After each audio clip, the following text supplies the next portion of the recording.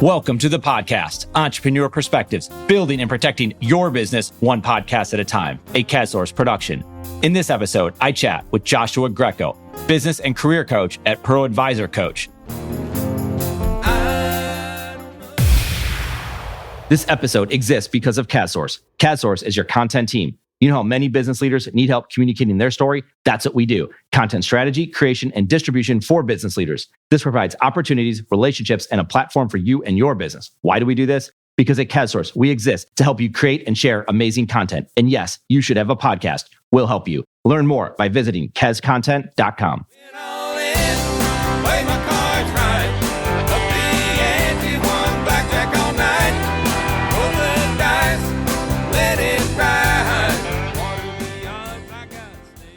Josh is a fellow Buffalonian and quite a thinker. We hit on topics like the power of habit, the psychology of a sports fan and entrepreneur, relationships, and being open to change. As Josh says, on your journey to achievement, bring the right people with you. So let's bring in that right person right now, Joshua Greco. A while ago, us both being from Buffalo, I'd written this article and it was probably like my own self-therapy of thinking about being a Bills fan is like blind faith is bad. And it's so weird because during these years when the Bills were just inept, it seemed like I always got caught up in, no, this is the year. This is going to happen. Like, I got faith in this team. I like this coach and I like these players. And oh yeah, they drafted Willis McGahee or whatever those things happen. I bought into it. And then now I'm a little bit more pessimistic on some things, but I wrote this article and it was like, blind faith is bad for business. Take it from a Buffalo Bills fan. And talking to someone like yourself who's a coach, who's helping people out, I would imagine you would think the same way, maybe not about the Bills, but if you just jump into something, and yes, you have to have faith, you have to have a belief, but blind faith, blind belief, it could get you in a lot of trouble because you could go so many years down the path and it's like, you had no guiding thesis, no principle, maybe no leadership, no coaching, no someone else out there to support you. I want to talk a little bit about that. It just, when I knew I was going to be talking to you this morning, I thought about that article and I just wanted to bring it back up and talk about blind faith.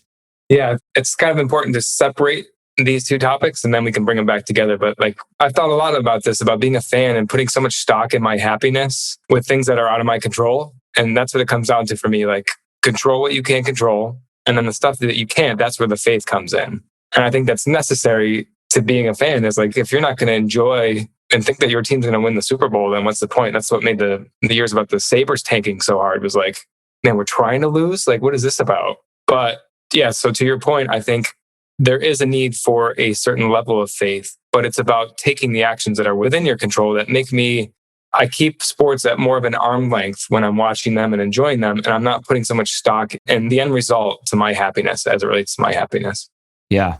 No, I think that's important. And it's funny because there's this conversation going on Twitter and I hear it a lot and we've talked about it a lot. And sports is interesting because there's a sense of belonging that you get. So this is kind of going back more on the sports side of things and away from the business, but it applies in so many ways because there is this belief, but there's this belonging that you have. And I think there's a lot of good and there's a lot of bad in it. And you touched on the bad in the sense that if you took it too far, if you let the outcome of the game or the outcome of what people think about your team or whatever that is, dictate your happiness, that's a problem. You can no doubt get caught up in the emotion and the energy and the rawness of it. And that's a lot of fun. But what happens is it leads to tribalism. And you obviously see that in politics. You see it just in so many different walks of life. And obviously NFL football is a big one. College football is serious, right? Especially in regions of the country. I mentioned this recently. Like if you talk to someone from Ohio versus someone from Alabama, they're living in two opposite worlds.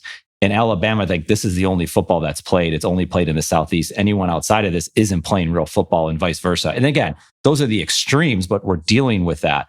And then you get into the psychology of it. And this has been proven that you've talked to a fan after a game's played, they'll say it, we won, they lost. So they disassociate themselves with the loss. They'll associate themselves with the win because there's this belonging that makes you feel good. And then, again, that's not always bad. Like enjoy it, have fun with it. It's just, to different extremes, but kind of like you said, bringing it back together, there is this, I feel like you have to have faith and sometimes you can't really see like where things are going, but it brings in the people that are around you. And you talk about relationships a lot. The people around you, like a lot of people might not think you're on the right track, but I've always said, if you have enough people and the people that you deep down trust, you might have something going.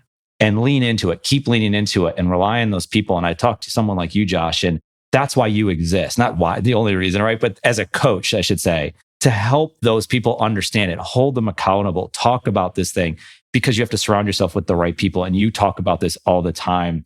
Bring the right people with you, I think you said. And it's all about relationships. And when did you come to this realization of like, has this always been like a guiding principle for you? It's a good question. To me, I think, let me try to answer my viewpoints of it, because then maybe that'll bring me to when I realized it. Because it's this dance between the internal and the external. And if we're measuring ourselves by the other people around us and the feedback that we're getting, it's not a winnable game. But we exist around other people, so we have to have that element. So I believe it has to come from an inner directed source of what you believe in or what you stand for. And then it comes to surrounding yourself in an environment with other people who are going to lift you up or push you to be more than what you are. And I think that's inherent in any growth. And part of that is uncomfortable, because that means shedding some relationships and some old friendships who, maybe are not serving you to do that. And that's a very difficult thing for people to do. And some people never get to that point where they're okay with that. But I think that's very important to ourselves. If we're really in touch with our inner being and who we are, that self-reflection is necessary. And that's the internal. And then surrounding yourselves with the right people is that external. It's very difficult to do. And there is this in-between that you talked about. And those in-betweens exist in many places. I keep hearing this, and I talked about it again recently on a podcast, but I'm not like a comic book fan, but I hear the analogy of like, I don't know if it's an analogy even, but the comic book strip, and you have one frame here and then the next frame. In between the frames is where there's a lot's happening. And there's interpretation, and it's how you feel about things. I remember earlier on, like I'd always want to explain what I mean in writing, let's say, or even in talking. You can't explain exactly how things are going. That's like a song, right? And I'm bouncing all over the place. I've been a fire hose this week. I don't know why, but like in a song, we could hear the song and it can mean something different to you than it does to me. And I think that there's something really cool in there. That's art, right? There's creativity. There's all sorts of things, no different than a business, no different than an idea, that you have to live, and you just use those words and you're talking about the internal and external, but there's so many in-betweens that we have. And I can just hear when you talk, there's thinking going on.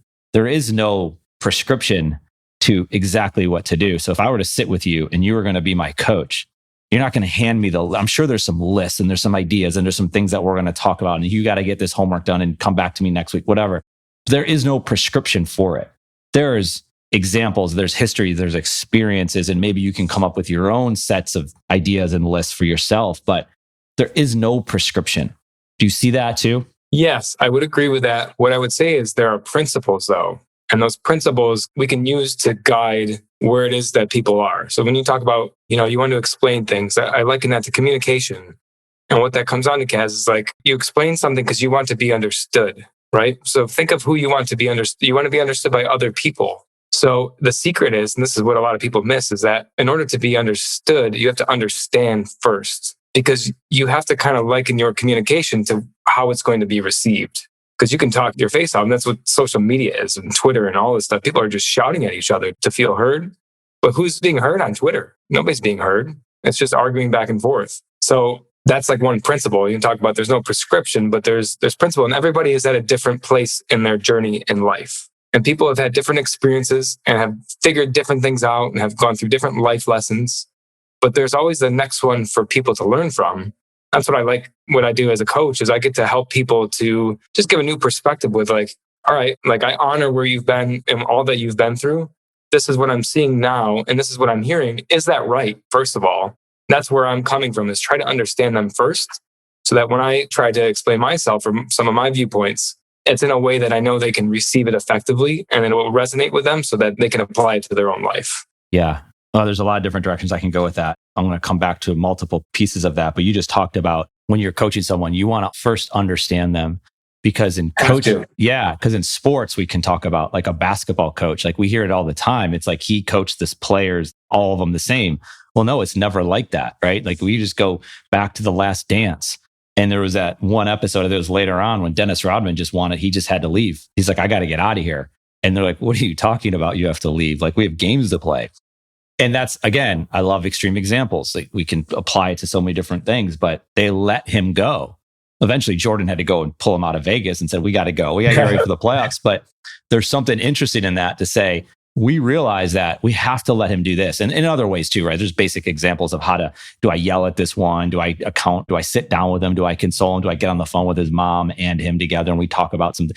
There's so many different ways to coach. And that's what you're talking about. And that's essential because there's a lot of cookie cutterness out there when it comes to any business and specifically your business in coaching. And I can say this about the marketing world, the insurance industry, real estate, car sales. Like there's always going to be good politics. There's going to be good and there's going to be bad. It's not all one way or the other. But in coaching, there is a bad rap that what have they succeeded at? What have they done? Well, they're just doing the same thing that they do for everybody else. So how is that going to help me? I'm this unique individual. So I appreciate you kind of talking about it the way you did. But I'm sure you hear that quite a bit in that the bad rap perhaps that the coaching industry gets.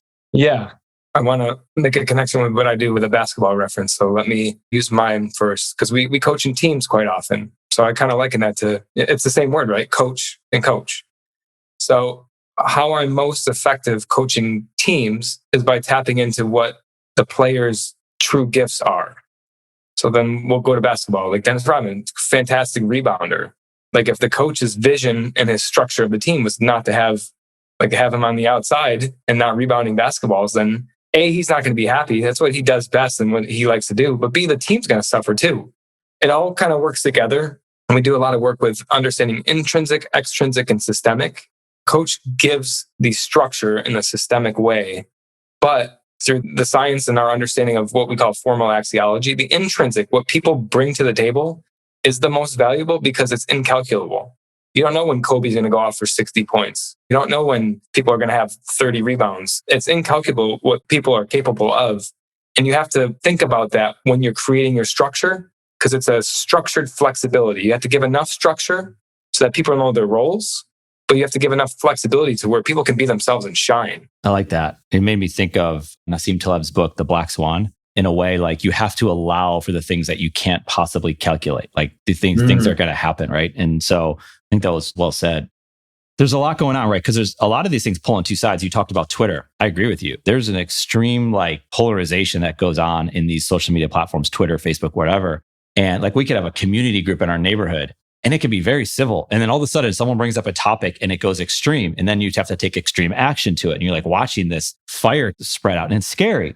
Twitter, though, on the other side is, I've talked about this, is you have to control your feed. So you have to control who you're going to let into your vision, who's going to enter your ears and all that different way, because there's a lot of positive in there as well. And if you can connect with the right people, that's very good. The problem is it's an open platform in many ways to where even if you're seeing the positive, you can get caught up. You can go down this rabbit hole. So it's understanding what your cues are, what's going to trigger you to take that next step to say, well, I was getting some really good thoughts on philosophy, let's just say. And I was going, now this is amazing. I'm talking about all different things. And then all of a sudden I got turned into politics, right? So what happened there? And so you have to know these triggers. And then I think what happens is understanding the habits. And we had first spoken, we had a video call as well. So we're on this Zoom, right? The Zoom hit, everyone's on.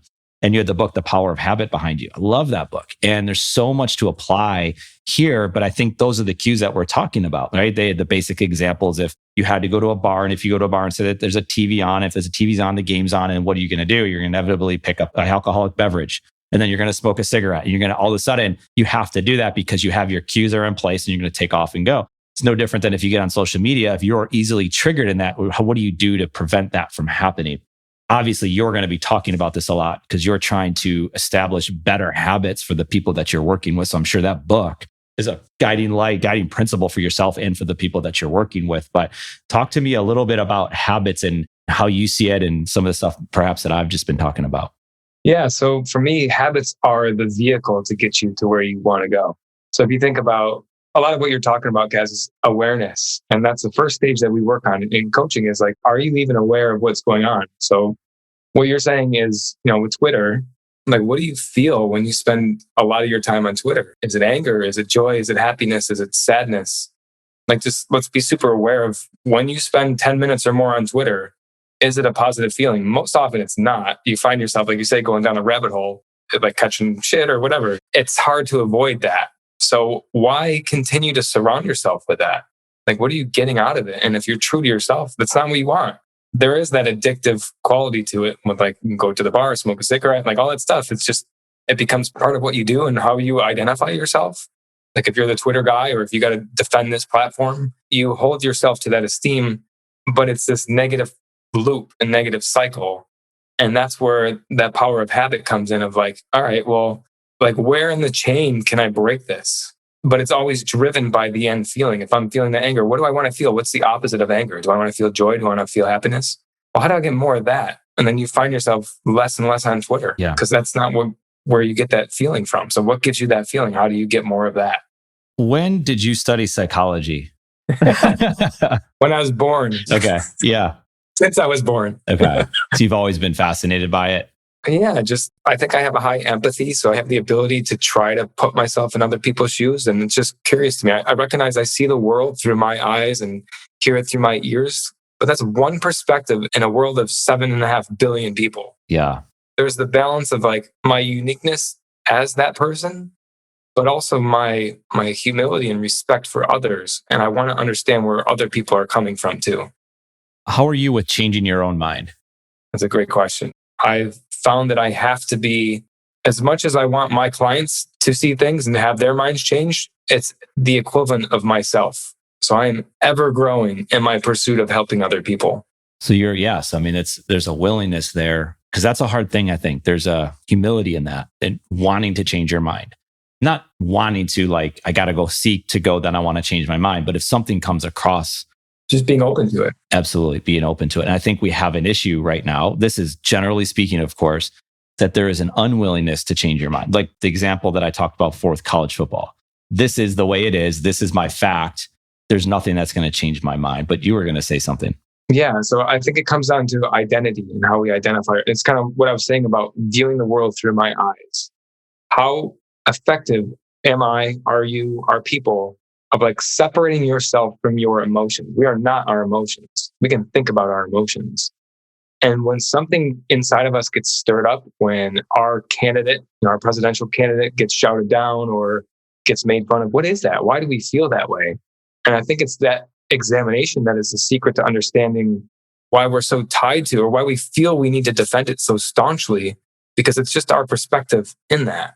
So I think there's something in there with like, and that's the openness, right? You asked me that, like, I'm open until I'm uncomfortable about it. And then I have to kind of force myself to be open about it. That's where the growth comes from, is that leaning into that uncomfortability is the hardest thing to do. And that's why I think you need a coach to do that, because it's a process that we resist so much. And that's where like resistance causes stress. That's what that is. Mm-hmm. Well, there's a calmness to the way you communicate. And so obviously that's there to, you use the word perspective. I mean, the name of the podcast is Entrepreneur Perspectives. And at the beginning is I wanted perspectives. I didn't see that there's a right or wrong way. I'm interested in perspectives. The perspective might be of a 9-year-old. The perspectives could be of someone who's seasoned business veteran and she's been in business for 40 years and she's seen a lot. They're all perspectives. I don't necessarily know if it makes it right or wrong. It's we can learn from it, but there's a calmness to understanding it and taking it in and being willing to think about it. Have a conversation. Maybe that's an internal conversation. Maybe it's an external conversation to what you were saying before. And yeah, it's fascinating to watch that play out. And going back on, we talked about this before, bringing the right people with you, making sure that you choose these people. But how do you know for a fact that you have the right person? You can't, and that gets in decision making. And that's a complicated thing to go through there's big decisions, there's little decisions, there's decisions that you make that you didn't even know if they're big or little at the time. So if you want to surround yourself with the right people, how could you possibly know if you've done so? And the people you've talked to, I'm sure you've seen it, and they thought they made a great decision. They chose a business partner and it was the wrong business partner, but they didn't find out till 15 years later that they were stealing from them. Again, extreme example. So bringing the right people with you, you clearly talk about this a lot, and making sure that you're surrounding yourself. I mean, are you going with like 60% of what you know, just make the best decision and move forward? Yes, I think that the secret in decision making at its core is that we have that ability. So let's just honor that first and foremost. We have the ability to make decisions, and that might be unique to human beings compared to any other species that exists. Not that other animals can't make decisions, but we can contemplate and choose our action. So there, you want to talk about space. There's a space between the stimuli that we're receiving and the action that we're taking. What happens in that? We don't spend enough time in that space. Yeah. So when it comes to making decisions, I think it is our responsibility to make the best decision possible with the resources we have at hand. And sometimes that's not a lot of resources or it's not a lot of information. So you got to forge forward. And if it's wrong, own it. Like own up to that. And what do we need to do to make it better? What do you need to do to make it better? In relation to other people, like there's a fine line with being hard on yourself for making the wrong decision, because inevitably you made the best decision you thought was right for you. But it's that recognition that if it was the wrong decision, don't stick around them. What needs to be done? How can you stay true to your inner being and how you feel about it? Because if you don't, then just more discomfort is coming your way. Yeah. So that awareness of what you're thinking about and being able to talk to someone like yourself about those things. That's huge. Yeah. And a lot of times you're asking questions and you're talking to individuals or you're talking to groups, but you're also going to have to make a call perhaps on how, like on their psychology. Is it a combination of you talking to people and learning and asking questions and them talking? And also, is there anything not standardized, or is there any sort of tests or software? Is there anything that you're using on top of it to give you more of a understanding of their psychology? It's a good question. I think for me, it's just, I'm looking and listening for cues. So they're telling you the answers to what they need just by the words that they're using. And we have this philosophy in the company and the other coaches with just taking the conversation where it needs to go. So I come in, I have no preconceived notion of how we can best spend our time in a coaching session. I can have some ideas of, if you're open to being coached or want to learn something, what to do. But when I show up to my clients and they're feeling some type of way, they need to talk about that, because that is what is most present in their life. And that's being present and aware of how they're feeling so that we can work to and through that emotion. Okay. Did that answer the question? It does. Is there any system that you have? Is there anything on the back end of it as well that you're utilizing on top of it? Yeah. So yeah, appreciate you asking. So we do have this mind scan assessment. And this mind scan assessment, everybody has an assessment nowadays. Yeah. So I don't want to ruffle the feathers here, but I think this one is unique because it's based in what's called formal axiology. So this is a study, the mathematical measurement of our thinking. So the guy who created this, his name is Dr. Robert Hartman. Really interesting story, interesting guy. Grew up in Nazi Germany, was a judge, a prosecutor, was prosecuting Nazis until Hitler came to power. He got the hell out of Dodge, came to the States, studied thinking, got his PhD, earned a Nobel Peace Prize for his work in formal axiology. And what he discovered, Kaz, is much like there are three primary colors that all other color is derived from, there are three primary categories of thinking that every single one of our 15,000 to 65,000 daily thoughts can be categorized into. And then within those three dimensions, there's two different worlds. And I kind of touched upon that already. It's the internal and the external of what he called relator, doer, thinker. So every one of our thoughts has a primary, a secondary, a tertiary to do with either people, actions, or process. And our understanding of the way that our mind processes those three things and what we quote unquote bias, or what comes to our bias or front of our mind, front of our thinking, is there because of our experiences in our lives. And we use that as an awareness tool of, like, when people see this, it's mind blowing, because it's like, how did you just figure that out from the assessment that I just took? And this assessment, would love to make it available to whoever listens to this, but I administer it for free and go over the results with you for free. It's just structuring 18 statements from best to worst, which is incredible, because I had one person complete it and they called me and said, I'm done. I got it all right. It's like, no, that's not how this works. Somebody thinks so clearly on one topic and then sees something else differently. And that's what makes it unique. And it's not a subset. Your results are not a subset of a greater population. It's unique to your own thinking, views, and how you see the world. And once you come to that realization, then we separate, quote unquote, the men from the boys, like the people who are like excited about, like, oh, well, what does this mean? How can I use this? Yeah. And then that's where that humility comes in, that drive. Like, do you want to change it? If you don't, then I'm not working with you. Like, I'm not here to convince you of anything. But if you're driven to achieve another level of success, of happiness, of income, of wealth, let's talk. Let's have another conversation. Yeah. And you've mentioned this before, like you talk about not here to convince someone. And we talk about that all the time. You know, if we're helping someone tell their story, whatever that story might be, it doesn't have to be a true story. It's, if they're not a believer in that, we don't have to have that conversation. It's not going to work, especially with someone like yourself and a coach, if there's such a huge resistance. I would imagine, though, there's times, right? You, again, go into the sports world, you have the player that comes in and they're so resistant to it. And something had to happen. Something had to trigger them again to, wow, it opened up. My son had that. He was playing soccer and he's a goalkeeper, but they were getting frustrated with the coach. He's from a different country. They couldn't understand him. He's getting mad at him. He's telling them these things. They go through the practices. They play the first game and they're like, oh, wow, this worked. It's like the Karate Kid in a way. They had a whole new level of respect for him. So the resistance went way down and their openness to what he was talking about went way up. And you could just see it. You could see it take place on the field. And so you obviously see that. You want to share and do these assessments with people. That doesn't mean that it has to go anywhere. Yeah. You're not selling people on, you have to work with me on these things. You're more or less sharing what you do, talking about it, answering questions, which I would imagine leads into you getting on YouTube and doing something like we're doing and having a show, talking, asking business leaders, founders, entrepreneurs about their journeys, about the questions and specific things like sales and resilience and you name it, that you want to have these conversations with these people. There isn't some pitch to say, you need to do this with us, right? Obviously, they know that they can do that. Is that a main reason why you create content for all the stuff that I've just kind of unloaded on here? Yeah, so I appreciate you saying that. I host a podcast with another coach of mine. His name's Coach Nick Davies. And it's called True Seekers. And we developed a mission statement for it because we wanted to stick true to it. And it was to expand consciousness through collaborative content creation. So what that implies, guys, is like when we come together, and this is happening right now, we're having a conversation with both of our perspectives and we're bringing it together to reach a new level of understanding, of information, so that the viewers of this can think it's valuable. Think of it. This is not a humor. Like we've laughed a couple of times. I could tell a couple of jokes, but it's not for people to come and laugh at. It's for them to bring something of value away from it so that they can apply it in their own lives. And that's what True Seekers is to me, is like people who want to engage and have these meaningful conversations. I want to know what resilience means to you. I want to know what success means to you because it means a little bit different to me. And I want to share my perspective. And then by the end of it, we've come to an agreement and a higher level of understanding of what success means in the greater grandeur of everything. And I think that's rewarding. I think people subscribe to that and that's what they get excited about. For sure.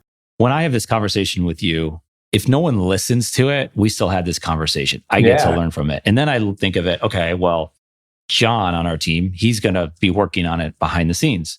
He's going to have to listen to it. He's got to write something about it. He's going to have to take away something from it. I hope you enjoy it, John. Yes, right. That's perfect. There's a level of training. And, someone asked me, what's your training process? We have great training. Well, you have like a training manual? No. Like it's our content. It's our story. And then it's the mentorship and it's the interactive and it's like the stuff that you can't write it down on a piece of paper all the time. Although we do that as well. We maybe put it in a blog. The content's there and then we can have a conversation, right? It's that in between that we can have those conversations on. So I also feel like there's so many benefits to creating content. And those are just two of them that we just talked about because we got to have a conversation. There's a leverage component of it. Perhaps you and I aren't talking, maybe we are, but perhaps you and I aren't talking if I don't have a podcast and vice versa. And so if it's done in a genuine way, I think that's unique leverage. And I think that's media and that should be taken advantage of, again, in a genuine way. There's so many aspects. So much of content is about growing your business. Do this and your business will grow 10x and whatever people say. Again, that's not a bad thing. And if you can get new people to become aware of your business and what you do, by all means, like I think it's awesome. We've been reached out to by multiple people. How did you hear about us? We found you on Google. We loved what you said. And then we talked to you. And that's awesome. But those are other benefits. I think the core benefit is what you were talking about. And do you see that as well when you're having these conversations? You're like, this is pretty awesome that I get to have this conversation. It allows me as a coach to even get better as to what I do. Oh, definitely. Yeah. I like what you said about this is the leverage point. But then like if we take it a step further, what I see is we're unattaching ourselves from an end result. We're not doing this to achieve anything, to get anything out of it. And when we allow ourselves to play and have fun, that's where the magic happens. Like we're engaged, we're present in this conversation. I'm not typing an email on the side. I'm not trying to accomplish anything. And I think so much of the business world is like end results driven. We live month to month, quarter to quarter. What's your sales numbers? What's this? What's that? And that goes against the laws of abundance, like the natural laws of the universe. And when we understand how those work, it's funny because it's more effortless. It's more free And you think the opposite has to be true. You got to work harder. You got to work longer hours. It's just being present and doing the things that come natural to you and are fun, because out of that comes great things. And you can't predict what they are. And we won't even know what they are with this podcast. But like, I'm enjoying myself talking to you because this is one of my hobbies, is being contemplative about conversations. And we're talking about psychology and mind scan and formal axiology. I love this stuff. This is amazing. So yes, to your point, if nothing else, if I don't hear anything, if I don't get any likes, if I don't have anybody wanting to take the mind scan, this is a victory because I'm having an engaging conversation with somebody from Buffalo. Yes, right. Go Bills, that I'm enjoying. I'm being present and enjoying it and I'm unattached from any desired result that I want to get out of it. I think it's important what you said. You're like, this is a hobby. Like, you enjoy this stuff. And I had to get there to realize, wait a second, what if my hobby is what I do? What if it's the creativity? What's the thinking? What if it's the reading? And once you enjoy it, well, then it's just easy. And then to have these types of conversations to say, did I work today? Because yeah, you really did. And you also made the other point of to have that conversation where that's it. It's just the two people or whoever, how many people are in the room talking. Everything else is put away. It's rare to find that today, to have that avenue or to have that connection to where there's not something disconnecting us. I mean, there's always something, right? I have a computer screen. You have a computer screen in front of you. I try to turn off I don't typically have alerts anyway, but somehow it's like some setting change and alert's going to come in and you're like, I was trying to avoid it. But you know what I'm saying? Like, it is a rare experience to then just really dive into this type of conversation. So I completely agree with you. Why YouTube? That was the most accessible point. We're just this week rolling out subscription. Will be on Apple Podcasts and Spotify moving forward. So okay. I like YouTube because that's the visual too. Sure. So much of our communication is, I think it's like 7% of communication is just the words. Yeah. And there's, tonality and then physiology. And like, you get the whole kit and caboodle when you get to watch a video, see somebody's body language and hear their tonalities go up and down and watch their excitement. I think even as we go into Apple Podcasts and Spotify and all these other platforms, we're still going to post on YouTube. Sure. We drive people there. Yeah. No, I think it makes a lot of sense. I mean, just even having a conversation where I can see the other person. I've done it over phone when I had to, or earlier on when we were doing it. And there's aspects of that I like that too, but being able to interrupt, like, oh, you want to add something, or you just there's some signals going on there. It's just easier to communicate. And then also obviously for people to watch it. And I think you make a good point. Like, and that's what we talk about is do the easy thing. Like, you don't have to do it all. People are like, well, you got to get on Facebook. I got to be on Twitter and I got to have a podcast on all these different platforms. And then I need a YouTube channel, Pinterest. And like, hold on, just and I was sure you would say this, do the easy thing first. And it's wild. We have some stuff on YouTube, but not a lot. We haven't pushed that. That's one area we haven't. But all of these episodes that we're recording right now, it's all video. And I always say, create the library. It's because what I can do is when there's time and when we want to do that next project, we can go put all of this content on YouTube and do it in a unique way of when I have time and want to do it. It's like you said, there's no right or wrong answer. It's a perspective. You go with it and just get it done. And obviously I would imagine you would say the same thing. So I think it's important that you are out there creating content, because here's the thing. If I want to hire someone as a coach, I want to understand who they are, how they talk, what are their beliefs, what do they look like? I think I can have this conversation? And I don't know, like, you just feel it. Same thing with a therapist. Like, it'd be nice to hear their voice. What do they sound like? You're going to be spending so much time with that person that a long form piece of content, and pick whatever long form means to you, I think can do so much for us. Like, I'd rather forget the sound bite, which I get it. Sound bites are nice. I want the long conversation. So going into the politics world that we live in right now, like, wouldn't it just be better to hear that person talk for an hour in a conversation as opposed to hearing what they had to say for 30 seconds or 2 minutes? Yeah.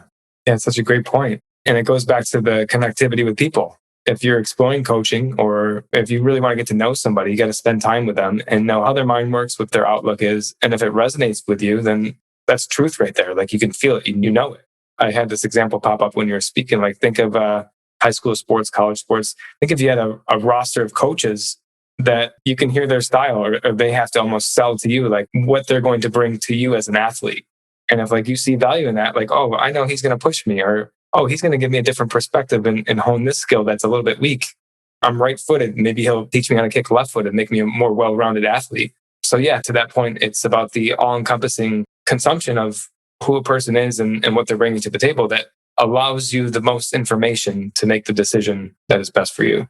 Yeah. And I think that's a great example you use with coaching, because there's only so many Bobby Knights and they're only so accessible that you can understand like, no, my son needs to be that military style and he needs to go and play at that school and whatever, or someone else. But that's the recruiting piece of it, because we see that as well, that people have found us based on our content. I bet you people have, I don't know what the word would be, unfound us. Maybe they hear it and like, they don't agree with it. I don't want to be a part of that. That's okay too, right? So it works in all different directions. So that soccer coach at a university, if he doesn't want the player that's not willing to handle the, I'm tough on my kids and this is how it's going to be. And if you show up 1 minute late to practice, I promise you're sitting. If they don't want that, he doesn't want him in the program. And so to that point, like, yeah, 100%, I totally agree with that. So what type of business leaders, entrepreneurs do you like to work with, or do you work with? Well, that's a great question too. So I work with all different types of people in all different industries, because these principles of success apply to anyone and everyone. And you could just want to increase your sales. You could want more happiness. It could be emotional stuff. You could want peace. You could want like whatever it is, whatever that you desire and will take you to the next level of where you need to be. That's the type of person I want to work with. Somebody who's hungry and humble. I'm pretty sure that's a Tom Brady quote. So, I don't want to get stoned on this podcast here, but I kind of like that. If I could, I'll leave the rest. I'll take one thing from Tom Brady. Yeah. And it's that hungry and humble, like hungry enough to take action, to show up and to play all out. And then humble enough to realize that like maybe the reason I'm where I'm at is because of the perspective I have. And I'm open to a new perspective and trying new things. And that's the only two things I ask of people. And what I found is like it applies to everybody. And the higher you go, the more exponential the results. So if you think of think of an athlete pursuing, like they have choices of where they want to go to college to participate in sports, right? So it almost is like they're interviewing the coaches. Like you don't get that level if you're at the D3 level. You're just kind of like hoping a team picks you up or whatever. But if you're being scouted, you have a choice in that. And like that gives you the ability to more tap into that more tap into the possibility of somebody taking you to the next level. That's why like success compounds. It's exponential interest on top of it. And that's why like the higher we go, the more fun it gets. Yeah. No, I think that makes a lot of sense. If it's in a niche, right? It might say not be industry specific. It might not be background specific. Hungry and humble. Are you these things? Can I tell if you're these things? And no, I think it's okay. It's weird because we shouldn't be talking about the Patriots or Brady. He's not even on them anymore. But like you said, there's that story of, he's in practice and he's throwing the ball and his coach is like, that's a good pass. That's a good pass. He's like, I know when I make a good pass. I don't need you to tell me that. I need you to tell me when I make a bad pass and what I did wrong. And that's kind of to your point of he was humble enough to, obviously he's doing something right. Like love him or hate him. I mean, he did something. So you have to pay attention to it, right? Yeah, right. I mean, you can at least respect him. And I know I'll probably still take shit for that, but I respect him. That's it. He shows up, man. He takes care of his body. He knows what's right for himself and he's a leader. He leads his team and people respect him. So I think there's more hate when it was like early on when you just constantly losing over and over. But then when you just came to expect it, like whatever, you just, it is what it is. Then the referees, I mean, just, I don't know. Yeah. There's just something there. It is. Yeah. You can't hit Tom. You can hit anybody else, but don't hit Tom. Yeah. It's a 15-yard penalty. What? You're like, no, that's not right. So here we go being Bills fans again. Yeah. Josh, where do people learn more about you? How do they connect with you? And Yeah, sure. So you can find me on LinkedIn, just Joshua Greco. Pro Advisor Coach is the company. My email is joshua@proadvisorcoach.com. Advisor is OR, so people get confused with that. I love meeting people and connecting with people and hearing other people's stories unattached from the result. I don't necessarily, have to be a potential client or whatever. I'm looking to bring value to people in any way possible. And sometimes that's over a couple Zooms and people go on their way. And other times people get excited about coaching and let's have that conversation. But yeah, those are the main platforms and how I can be reached. Well, Josh, I appreciate it. And you bring a lot of intellect here. Yeah, history of Western New York. And I don't know what's going to happen with the Bills and the Sabres, but we'll see. And calmness, though, and obviously the psychological background and just a lot of good thoughts, man. It's important. I really enjoy these conversations. I appreciate our connection. Obviously, we're going to stay in touch. Me as well. And part of good conversations is good questions. So I had to think about some things today. And that's how the magic's happening. There you go. That's cool, man. Well, thank you, Josh. Appreciate it. Thanks, guys. One of my favorite things about CADSource is the opportunity to chat with amazing business leaders and entrepreneurs. We hope you enjoyed the conversation. If you want to connect, you can find me on LinkedIn or visit us at CASSource.com. Thank you for listening to this CASSource production, Entrepreneur Perspectives, building and protecting your business one podcast at a time.